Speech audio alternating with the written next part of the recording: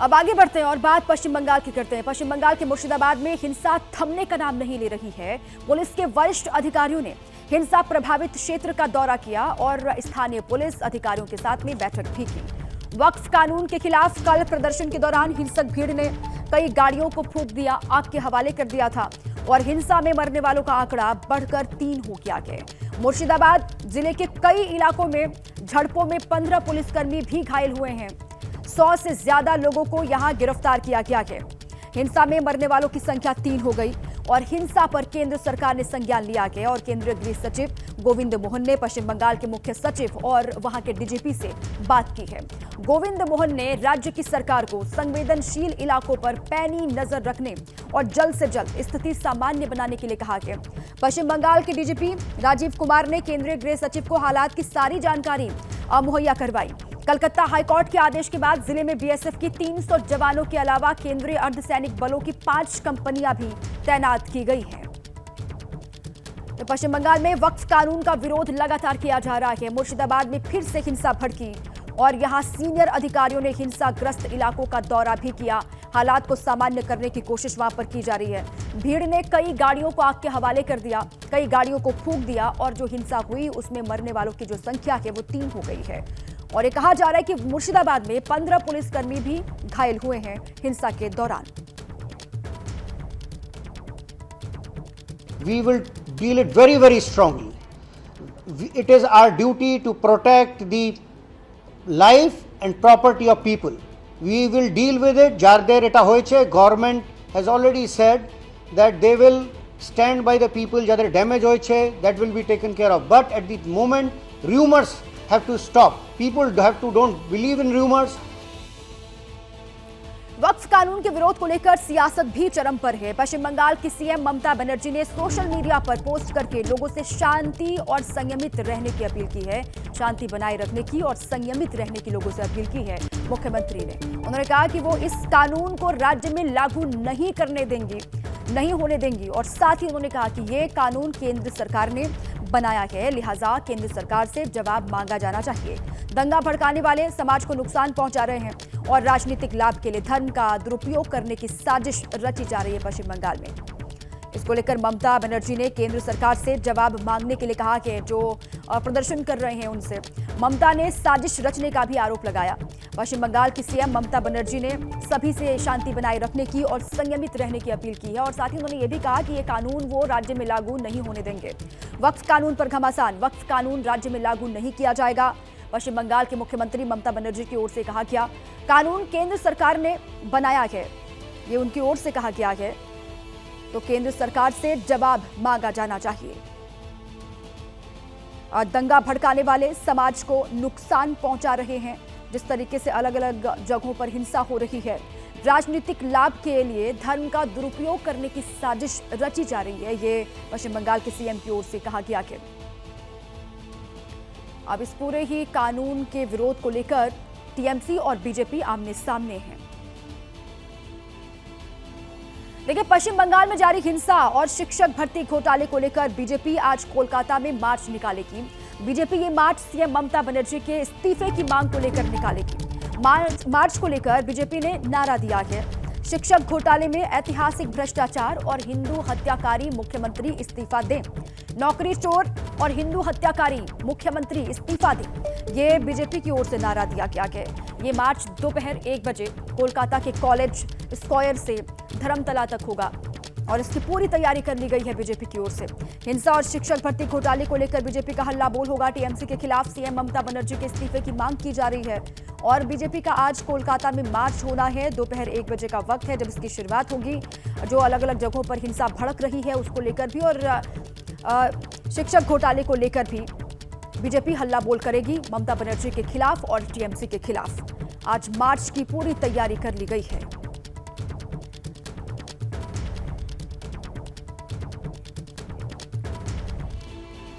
पश्चिम बंगाल में हिंसा को लेकर टीएमसी और बीजेपी आमने सामने हैं। राज्य के बीजेपी अध्यक्ष सुकांत मजुमदार ने पलटवार करते हुए कहा कि ममता बनर्जी ने मुसलमानों को खुलेआम हिंसा करने की इजाजत दे रखी है। सिचुएशन ममता बनर्जी के नालायकता के कारण, उनके इनएबिलिटी के कारण सिचुएशन इस तरीके की हो गया है। और एक मुझे लगता हाई कोर्ट का जो वर्डिक्ट आया है, ये ममता बनर्जी की गाल पे एक बहुत बड़ा थप्पड़ है। ममता बनर्जी के पुलिस अलाउ कर रही है मुसलमानों को कि 5-6 घंटा, 8 घंटा, 10 घंटा आपके लिए फ्री पीरियड है, आप उसमें लूट करो, महिलाओं के साथ बदसलूकी करो, हिंदुओं के घर तोड़ो, जो मर्जी करो, हम कुछ नहीं करेंगे। ममता बनर्जी ने पूरे जिहादियों के हाथ में पश्चिम बंगाल को सौंप दिया है सिर्फ वोट बैंक की पॉलिटिक्स के लिए। अगले आने वाले समय में कलकत्ता के अंदर फिर ग्रेट कैलकाटा किलिंग्स होने की संभावनाएं देख रही है हमें।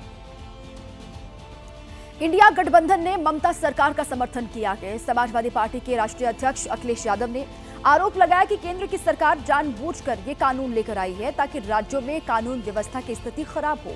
वहीं कांग्रेस सांसद इमरान मसूद ने कहा है कि उनकी पार्टी हिंसा का विरोध करती है। ममता बनर्जी जी वहां पर कानून व्यवस्था बना लेंगी और केंद्र सरकार ने ही व्यवस्था खराब की है। केंद्र सरकार ही जानबूझ करके इस कानून को लेकर के आई है। बंगाल का चुनाव जीत लें, बिहार का चुनाव जीत लें, उत्तर प्रदेश में नाकाम है, बिहार में नाकाम है और बंगाल में ये भारतीय जनता पार्टी के नाकाम है। अपनी नाकामी छिपाने के लिए वक्फ बोर्ड का बिल ला करके इन्होंने जानबूझ करके इस तरह का माहौल पूरे देश में बनाया है। हम वायलेंस के बिल्कुल खिलाफ हैं। हम लोग जिस संविधान की लड़ाई को लड़ने का काम कर रहे हैं, क्योंकि आज ये लड़ाई देश के अंदर मुसलमान की नहीं है, ये लड़ाई देश के संविधान की है। संविधान के जिस तरह से रौंदा गया वक्फ कानून ला करके, ये पार्टली संविधान को रौंदना चाहते हैं। चूँकि 400 के पार इनका नारा लगा था कि हम संविधान बदल देंगे, वो मिला नहीं, तो इन्होंने पार्टली संविधान को रौंदने का काम किया। ये सिर्फ मुसलमान की लड़ाई नहीं, ये लड़ाई संविधान को बचाने की है। और मैं सबसे अपील करना चाहूँगा कि विरोध करिए, लेकिन कोई ऐसा काम मत करिए जो संविधान के खिलाफ हो। बीजेपी तो सबसे ज्यादा लॉ एंड ऑर्डर खराब करने वाली पार्टी है। वक्फ कानून को लेकर जमीयत उलेमाए हिंद की कार्यकारी समिति की आज बड़ी बैठक होने वाली है। ये बैठक दिल्ली में जमीयत उलेमाए हिंद के मुख्यालय में होगी, जिसकी अध्यक्षता अध्यक्ष मौलाना महमूद मदनी करेंगे।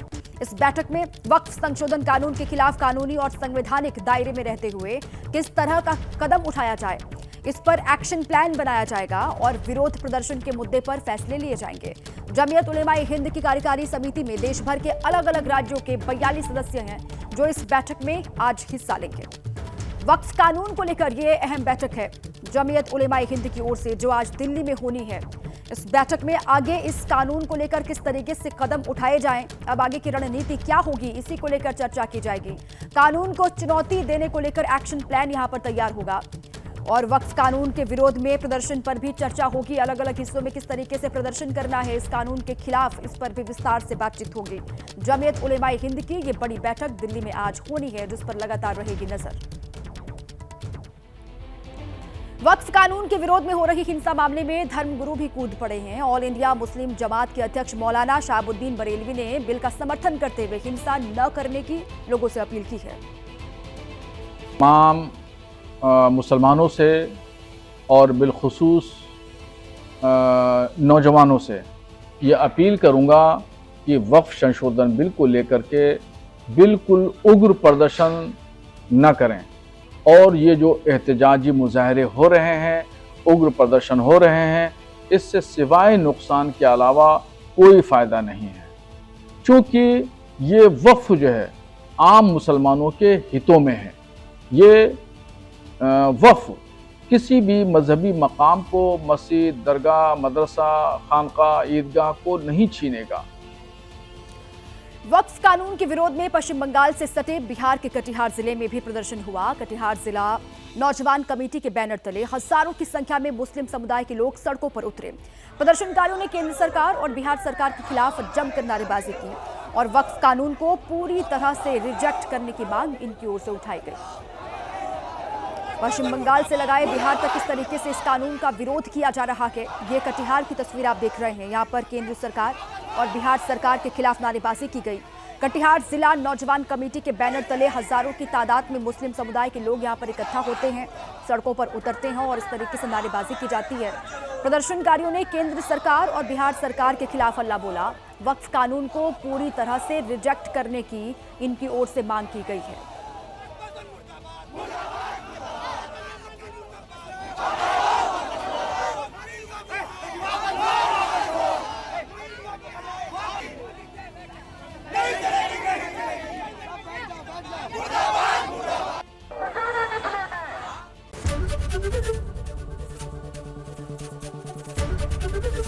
एबीपी गंगा, खबर आपकी, जुबान आपकी।